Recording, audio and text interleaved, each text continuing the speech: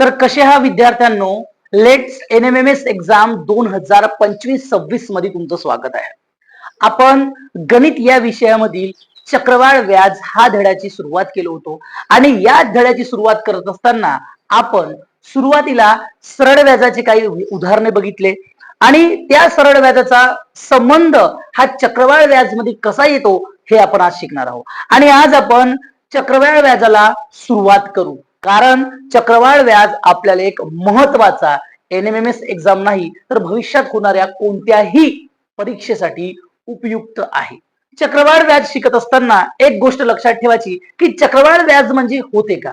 तर बघा, एखादी तुम्ही रक्कम कोणाकडून तरी उसने घेतली असाल आणि ते रक्कम तुम्ही परतफेड करत असताना व्याज देतो, जो आपण व्याज देतो त्या व्याजावर डबल व्याज जेव्हा बसते तेव्हा आपण त्याला चक्रवाढ व्याज. आज आपण चक्रवाढ व्याजची सुरुवात करत आहोत आणि चक्रवाढ व्याजासाठी काही महत्वाचे आपण शब्द लक्षात ठेवू, जसे की आहे मुद्दल,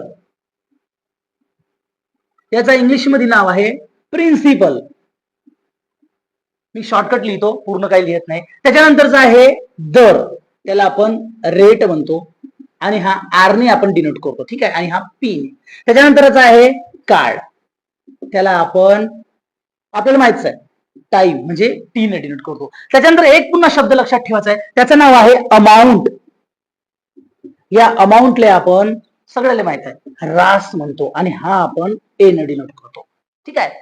चक्रवाढ व्याज काळाच्या दोन पद्धती आहेत. पहिली आहे फॉर्म्युला पद्धत आणि दुसरी आहे ट्रिकवाली. तर बघा, तुम्हाला जे सोपं वाटते त्याच्याने तुम्ही काढू शकता, कारण की प्रत्येकदा आपल्याला फॉर्म्युला लक्षात राहत नाही आणि फॉर्म्युला काळासाठी आपल्याला थोडा वेळ जाते. मग आपल्याला या परीक्षेमध्ये कमीत कमी वेळ आणि वाचवण्याचा आपल्याला तो प्रयत्न करायचा आहे, ठीक आहे. हा आपल्याकडे चक्रवाढ व्याजाचा फॉर्म्युला आहे, म्हणजे कंपाऊंड इंटरेस्ट बरोबर ए मायनस पी, ठीक आहे. तर याच्यामध्ये ए म्हणजे का, पी म्हणजे का, तर पहा, ए चा अर्थ होते अमाऊंट आणि अमाऊंटचा म्हणजेच रास, ठीक आहे, आणि पी म्हणजे प्रिन्सिपल म्हणजे मुद्दल.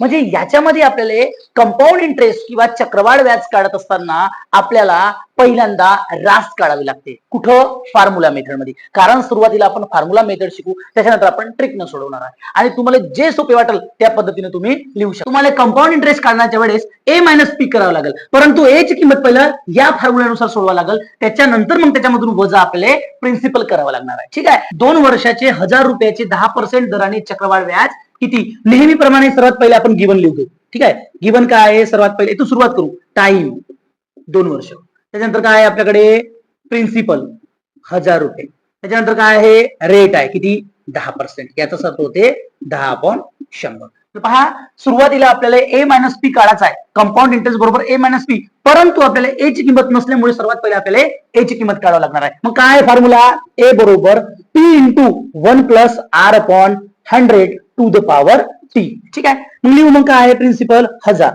1000च्या ठिकाणी 1000 आणि कोणसा मध्ये 1 प्लस आर म्हणजेच 10/100 टू द पॉवर टाइम किती आहे 2 वर्ष, एवढा समजला, ठीक आहे. आणि आपण पूर्णांक युक्त पूर्णांकामध्ये शिकला आहोत की 100 प्लस एक जर पूर्णांक आणि एक जर अपूर्णांक असला तर त्याचा पहिल्यांदा गुणाकार केला जातो. तर 1000 आपण तसेच ठेवू, काय होईल मग 100 into 1 plus 10/100 to the power 2. का गट्टे पण सोडून घेऊ.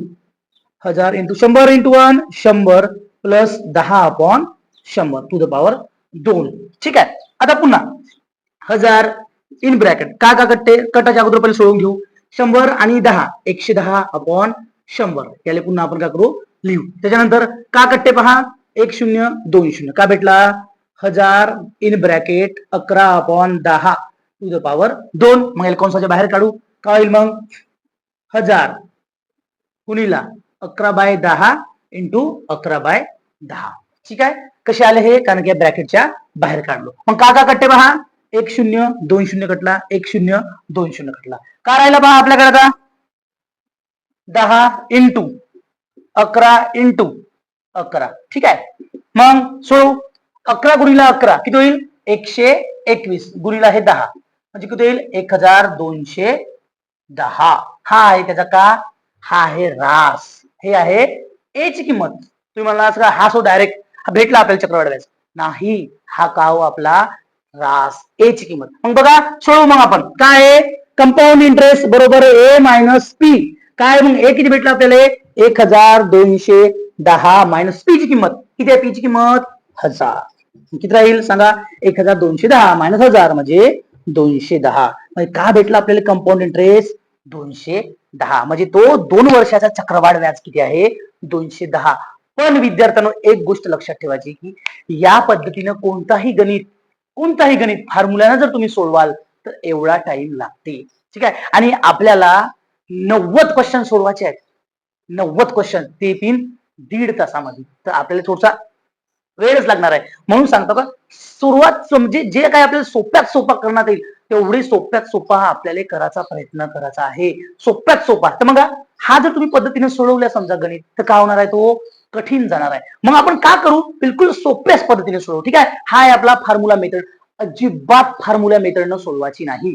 कारण की प्रत्येकदा आपल्याला एवढा सोपी आणि एवढा टाइम लागणारा गणित सोडवायचंच नाही अजिबात. ठीक आहे. मग आपण या गणिताला सोप्या आणि सरळ पद्धतीने सोडवू. ठीक आहे. ट्रिक पद्धत बिलकुल सोपी, तुम्ही डायरेक्ट लिहू शकता. ठीक आहे. तर या माझ्यासोबत सोडवू. आपल्याला आता ट्रिकनं सोडवायचं आहे आणि ट्रिकनं सोडवताना चांगले लक्ष द्या का करत आहो मी. ठीक आहे. सर्वात पहिले मुद्दा ते लिहून घेऊ. किती आहे? 1000 गुणीला का करू की जो पर्सेंट मध्ये दिला आहे किती आहे? 10%. 10%चा अर्थ होते 10 भागीला 100. म्हणजे 100 मध्ये आपण 10 मिळवू म्हणजे किती भेटल? 110 बाय 100